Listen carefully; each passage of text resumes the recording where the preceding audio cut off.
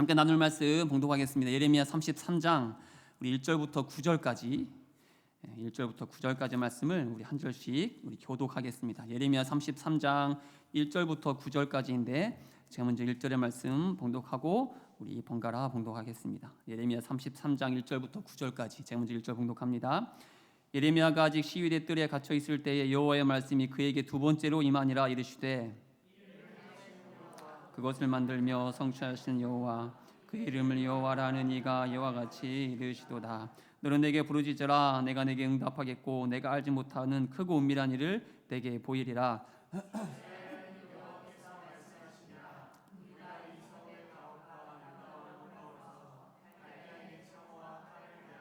싸우려 하였으나 내가 나의 노여움과 분함으로 그들을 죽이고 그들의 시체로 이 성을 채우게 하였나니 이는 그들의 모든 악행으로 말미암아 나의 얼굴을 가리어 이 성을 돌보지 아니하였음이라.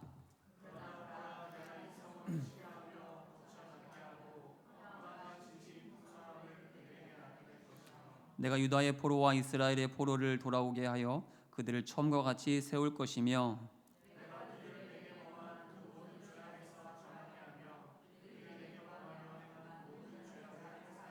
다 함께 봉독하겠습니다. 이 성읍이 세계 열방 앞에서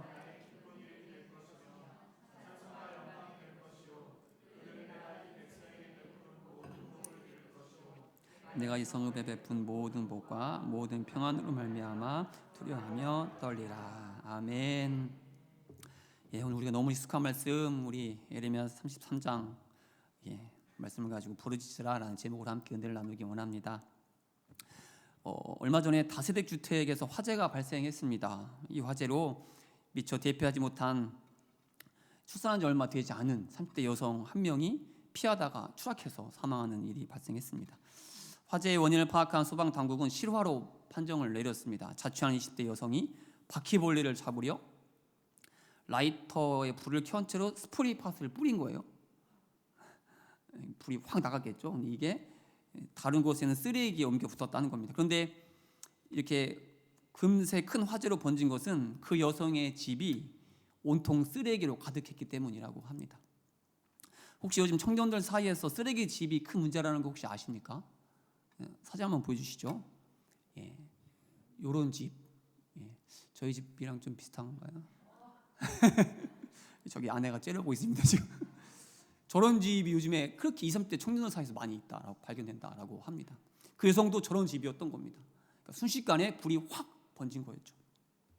그렇다면 왜 요즘 청년들 사이에서 저런 쓰레기 집이 계속 발생하는 이유가 무엇일까요? 그 이유는 바로 우울증에 의한 무기력이 원인이라고 합니다. 무기력증. 아무리 노력해도 달라지지 않는 현실 속에서 그냥 다 포기하고 사는 거예요. 쓰레기 하나 치울 힘조차 남아있지 않아서 그냥 집에 쓰레기를 쌓아두고 살고 있다라는 겁니다. 그렇다면 왜 청년들이 이렇게 무기력하게 되었겠습니까? 그 팔팔한 청춘들이 저렇게 무기력한 삶을 살게 된 이유가 무엇이겠습니까? 이 셀리그만이라는 심리학자가 한 가지 실험을 했는데 아마 한 번 좀 들어보셨을 법한 실험인데요. 실험실에서 세 가지 다른 케이지를 넣고 개를 그 케이지에 넣어뒀다가 사진 띄워주시죠. 우선 첫 번째 케이지는 전기 충격이 발생하지만 앞에 버튼을 누르면 더 이상 전기가 흐르지 않는 케이지에다가 개를 넣어뒀습니다. 두 번째는 마찬가지로 전기는 흐르지만 아무리 버튼을 눌러도 전기 충격이 멈추지 않는 케이지에 개를 넣어두었습니다. 마지막 세 번째는 아무런 장치가 없는 그냥 일반 케이지에 개를 넣어두었습니다. 이렇게 서로 다른 세 가지 케이지에 이 개를 24시간 넣어둔 후에 각 케이지 안의 개들을 이번에는 다른 케이지에 옮겨서 사진 넘겨주시죠. 다음 사진요. 이렇게 또다시 전기 충격을 주는 실험을 진행했다라고 합니다. 그런데 이때 환경은 마찬가지로 셋 모두 전기 충격이 발생하지만 그림처럼 중앙의 칸막이를 뛰어넘으면 넘은 그곳에는 전기 충격이 더 이상 발생하지 않는, 전기가 주는 고통을 피할 수 있는 그러한 상황으로 세팅을 한 거죠. 이해가 되십니까? 네. 그런데 이 두 번째 실험의 결과가 어땠을까요? 첫 번째 A, B, C 각각 다른 조건에서 24시간 둔 그 강아지 3마리를 동일한 조건의 케이지, 같은 환경에 세팅된 케이지에다가 강아지를 넣은 거예요. 이 세 가지 세 종류의 이 세 마리의 강아지가 어떻게 반응을 했을까요? 다른 강아지들은 전기 충격이 시작되면 저 중앙 칸막이를 넘어서서 전기 충격이 흐르지 않는 곳으로 이렇게 피해서 도망갔다라고 합니다. 그런데 두 번째 케이지에 있던 강아지, 걔는 중앙 칸막이만 넘어가면 전기 충격을 피할 수 있음에도 불구하고 아무것도 하지 않고 그냥 전기 충격을 고스란히 받고 고통 가운데 그냥 그 자리에 그냥 누워 있었다라는 거죠. 이에 이 실험을 진행한 심리학자 셀리그만은 이렇게 말합니다. 무기력도 학습된다. 회피가 불가능한 전기 충격을 경험한 개들은 회피 가능한 전기 충격이 주어진 경우에도 피하지 못한다. 이를 뭐라고 한다고요? 학습된 무기력이라고 한다. 그렇습니다. 어차피 버튼을 눌러도 달라지지 않는다는 것을 저 두 번째 케이지 안의 개는 먼저의 실험을 통해, 즉 반복된 경험을 통해 학습했기 때문에 중앙 칸막이만 넘으면 전기 충격을 받지 않음에도 불구하고 그냥 고스란히 그 전기가 주는 고통, 충격을 받고 있었다라는 사실입니다. 그래서 나온 말이 뭐라고요? 앞서 말씀드린 학습된 무기력도 합식이 된다라는 거죠. 오늘 본문에도 이 학습된 무기력에 빠진 한 사람이 나옵니다. 누굴까요? 아무리 발버둥을 쳐도 나름의 노력을 해도 달라지지 않는 현실 속에서 낙심하여 그냥 널브러져 있는 한 사람이 나오는데, 우리 1절 상반절 제가 읽겠습니다. 예레미야가 아직 시위대의 뜰에 갇혀 있을 때에. 누굽니까? 바로 예레미야가 등장합니다. 예레미야는 하나님의 말씀을 백성들에게 담대히 선포했습니다. 주신 말씀 그대로, 받은 말씀 그대로 전했습니다. 그런데 그 결과가 무엇이었습니까? 지금 예레미야가 있는 곳이 어디라고요? 감옥에. 사람들이 예레미야가 선포한 말씀을 듣고 오히려 분노해서 잡아다가 감옥에 가두었다라는 겁니다. 하나님의 말씀을 선포했는데, 그들을 위해서 그들이 살 길을 담대히 전했는데 그 결과는 어떠했습니까? 바로 감옥에 갇히게 되었다. 그리고 지금 이스라엘 백성들이 처한 현실이 어떻습니까? 오늘 33장 바로 앞에 32장을 보면 특히 2절, 우리 2절 말씀 다 함께 봉독합니다. 2절 시작.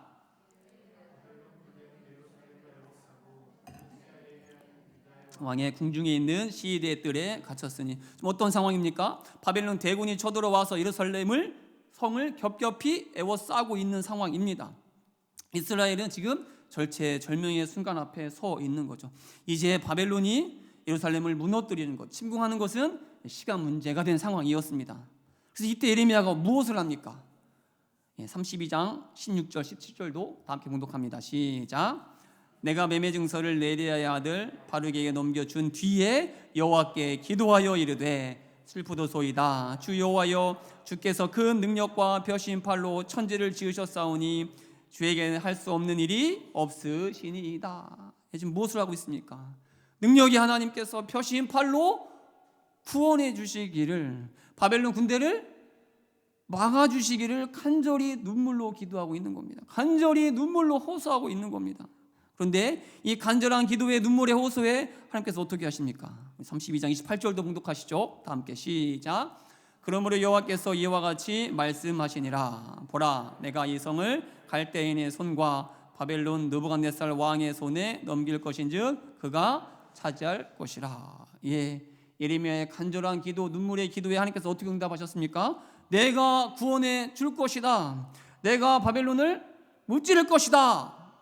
가 아니라 어떻게 하고 있습니까? 바벨론이 예루살렘을 차지하게 될 것이다. 예레미야의 간절한 기도의 눈물의 호소에 하나님께서는 아주 매몰차게 그 기도를 노로 응답을 하시는 겁니다. 그러니 예레미야의 심정이 어떻겠습니까? 지금 예레미야에게 무엇을 또 할 만한 어떤 의욕과 마음이 생겨나겠습니까? 앞서 학습된 무기력이 왜 생기는지 이 개의 실험을 통해서 확인했듯이, 아무리 버튼을 눌러도 달라지지 않는 현실 속에서 그냥 다 체념한 그 개처럼 예레미야도 지금 학습된 무기력 가운데에 어차피 해도 안 돼, 어차피 기도해도 달라지는 것은 없어, 말씀대로, 심지어 말씀대로 순종하고 말씀을 선포해도 아무 의미 없어. 이러한 생각으로 자포자기하고 그냥 누워 있는 거죠. 그런데 혹시 우리도 이런 모습 가운데 있지는 않습니까? 아니, 아주 많은 믿는 자들이 이 학습된 무기력 가운데에 신앙생활을 하고 있는 것은 아닙니까? 주일날 예배는 드리지만, 오늘처럼 기도의 자리는 참여하지만 아무런 기대감 없이 의무적으로 예배하고 기도하고 있는 것은 아닙니까? 안 하면 하나님께 벌을 받을 것 같고, 하자니 귀찮고 힘들고, 그래서 마치 도살장에 끌려가는 양처럼, 소처럼 그렇게 신앙생활을 하고 있는 것은 아니냐는 겁니다. 물론 오늘 오신 분들은 전혀 그렇지 않을 거라 믿습니다. 그러시죠. 와, 잘하셨어요. 이쪽은 그러신가 봅니다. 반응이 다. 그런데 그런 예레미야에게, 그리고 그런 우리에게 하나님께서 뭐라고 말씀하십니까? 달라지지 않는 현실, 아무리 기도해도 응답되지 않는 이 상황 가운데에, 그래서 감옥에 갇혀서 그 어떠한 소망도 품을 수 없는 예레미야에게, 또 사방이 우겨쌈을 당한 것 같은 현실 속에 갇힌 자들에게 하나님께서 뭐라고 말씀하십니까? 우리 33장 3절 그 유명한 말씀 다 함께 봉독합니다. 시작. 너는 내게 부르짖으라. 내가 내게 응답하겠고 내가 알지 못하고 크고 은밀한 일을 내게 보이리라. 뭐라고 말씀하십니까? 하나님의 명령은 단호하고도 분명합니다. 지쳐 쓰러진 예레미야를 향해 아무런 기대감 없이 예배 자리, 기도의 자리에 나온 자들 향해 분명하게 말씀하십니다. 그럼에도 다시 부르짖으라. 그럼에도 다시 구하라, 찾으라, 두드리라. 너는 내게 부르짖으라 말씀하십니다. 왜 그렇습니까? 그럴 때 말씀 어떻게 이어지죠? 내가 내게 응답하겠고. 그렇습니다. 우리 하나님은 응답하시는 하나님이십니다. 우리 하나님은 돌로 만든 이방신이 아닙니다. 나무로 깎아받는 우상도 아닙니다. 온전히 부르짖고 미친듯이 뛰고 심지어 몸을 칼로 찢어서 피를 내도 끔찍하지 않는 바알이나 아세라 신이 아니라는 겁니다. 2절 말씀 다 함께 봉독하면 2절입니다. 봉독하면 시작. 이를 행하시는 여호와, 그것을 만들며 성취하시는 여호와, 그의 이름을 여호와라는 이가 이와 같이 이르시는도다. 너는 내게 부르짖으라, 구하라, 기도하라 말씀하시는 그 하나님이 어떠한 분이십니까? 온 세상을 창조하신 분입니다. 온 우주를 창조하신 분, 살아계셔서 지금도 온 우주를 다스리시는 분이 바로 우리 하나님이시다. 그러니 우리는 그럼에도 하나님께 부르짖어야 합니다. 하나님을 찾아야 합니다. 구해야 합니다. 기도해야 합니다. 왜냐하면 그럴 때에 우리는 반드시 하나님의 응답을 받을 수 있기 때문입니다. 아니, 우리 하나님은 구하는 자에게, 두드리는 자에게 응답하시는 살아계신, 지금도 우리와 함께 하시는, 우리의 옆에 앉아 계시는 하나님이시기 때문입니다. 이 믿음으로 오늘 이 자리에 나오신 줄 믿습니다. 그럴 때에 포기하지 않고 하나님 앞에 엎드릴 때에 하나님의 응답을 경험하는, 하나님의 살아계심을 경험하는 이 밤이 될 수 있길 온 마음 다해 축복합니다. 한 가지 우리가 또 분명히 알아야 할 것이 있습니다. 바로 하나님의 응답은 우리가 알지 못하는 것일 수도 있다는 사실입니다. 3절 말씀 다시 한번 봉독하시죠. 3절 시작. 너는 내게 부르짖으라. 내가 내게 응답하겠고 내가 알지 못하는 크고 은밀한 일을 내게 보이리라. 맞습니다. 내가 알지 못하는, 우리 하나님은 우리가 기대한 대로, 우리가 구한 대로 응답하시는 분이 맞습니다. 하지만 더 많은 경우는 우리가 기대하지 않았던 것으로 응답하시는 분, 또는 우리가 구하지 않았던 것으로 응답하실 수도 있는 분이라는 사실을 우리는 꼭 기억해야 한다는 겁니다. 오늘 말씀을 보면 하나님께서는 예레미야의 기도에 모두 응답하셨습니다.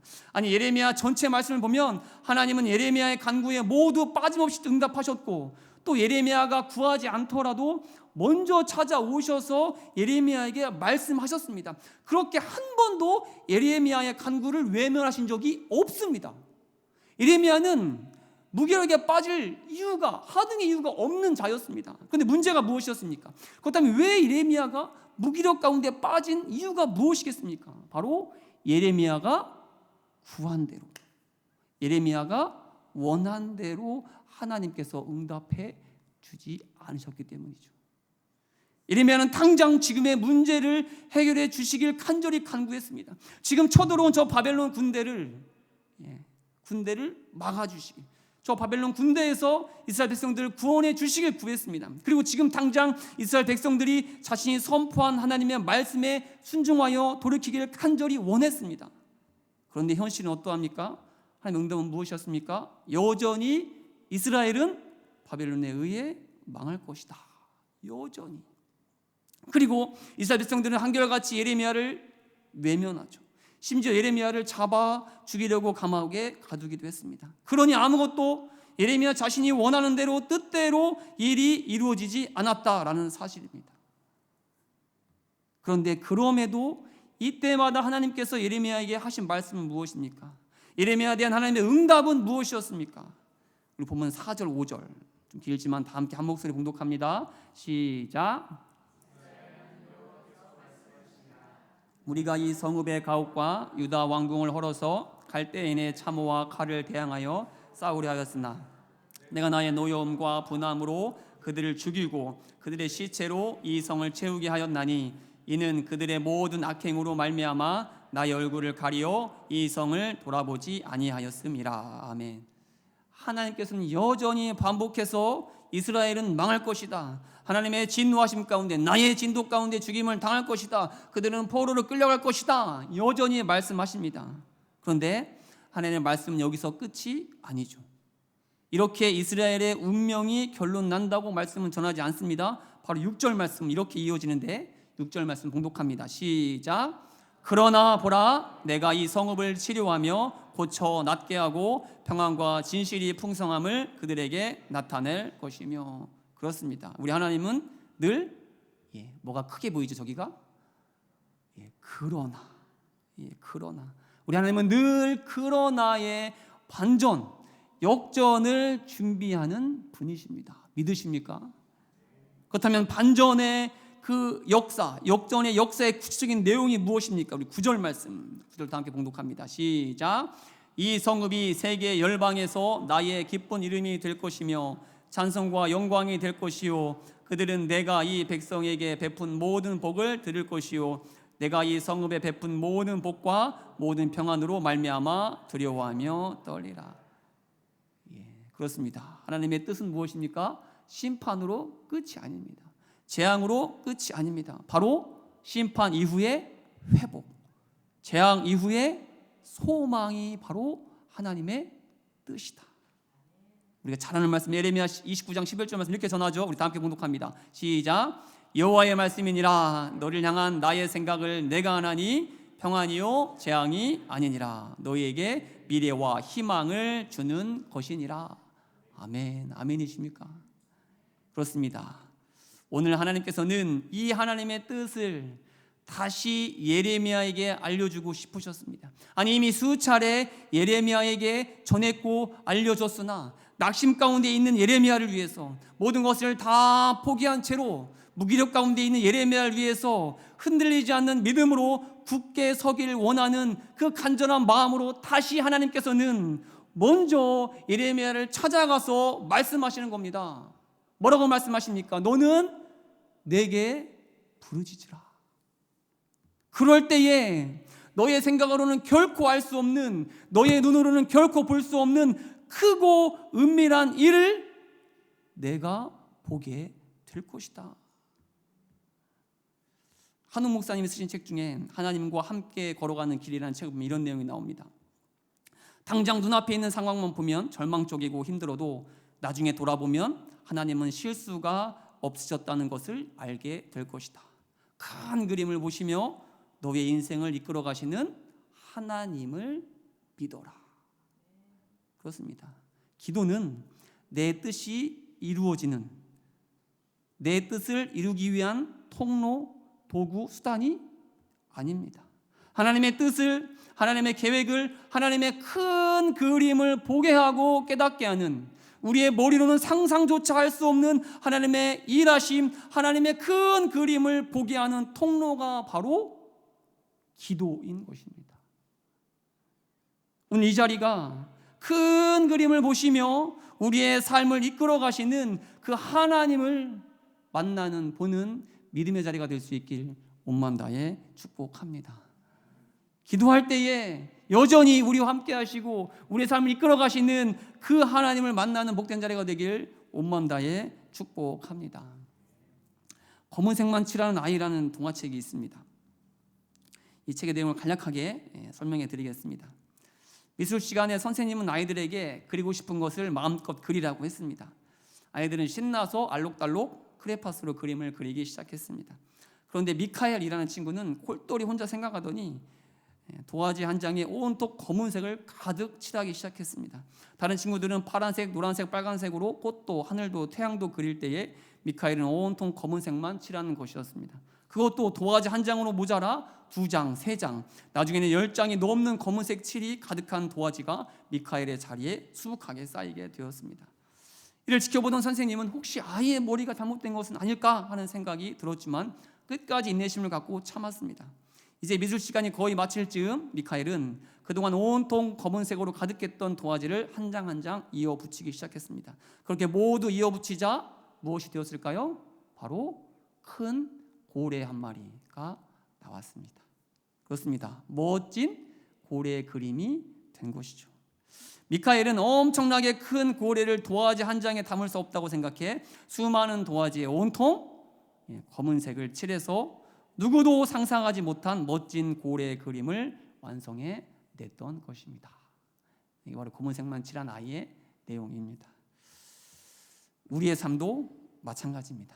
오늘 우리의 삶도 마치 이 미카엘이 그린 온통 검은색으로 가득한 도화지 한 장일 수가 있습니다. 그래서 사람들이 무슨 생각으로 사냐고, 도대체 너는 앞으로 어떻게 하려고 그러냐고 손가락질을 받는 그러한 삶일 수도 있습니다. 내일을 기대할 수 없는 정말 암울한 그런 상황일 수도 있습니다. 그런데 우리 하나님은 우리를 향한 그림을 포기하지 않고 그리고 계십니다. 지금은 우리가 볼 수도 상상도 할 수 없는 큰 그림을 그리고 계십니다. 결코 허투루 우리의 삶 위에 검은색을 칠하시는 분이 아니라는 사실입니다. 그러니 오늘 우리의 삶이 온통 검은색처럼 보일지라도 결코 낙심하지 말고 나중에 멋진 고래가 완성될 그날이 반드시 올 것을 믿고 기대하는 우리 모두가 될 수 있길 축복합니다. 그렇게 오늘의 검은색 도화지가 훗날 멋진 고래 그림이 될 것이라는 사실을 믿음의 눈으로 보게 하는 것이 바로 너는 내게 부르짖으라, 바로 기도라는 사실을 기억하며 당장 우리의 눈에 보이는 것에 흔들리는 삶이 아니라 하나님의 눈으로, 하나님의 시선으로 하나님의 뜻과 계획을 볼 수 있길, 때로 흔들릴 때 오늘 우리를 향한 하나님의 말씀을 기억하며 다시 하나님 앞에 기도하는, 부르짖는 우리가 될 수 있길 온마음 다해 축복합니다. 이 시간 이 믿음으로 다 함께 기도하겠습니다.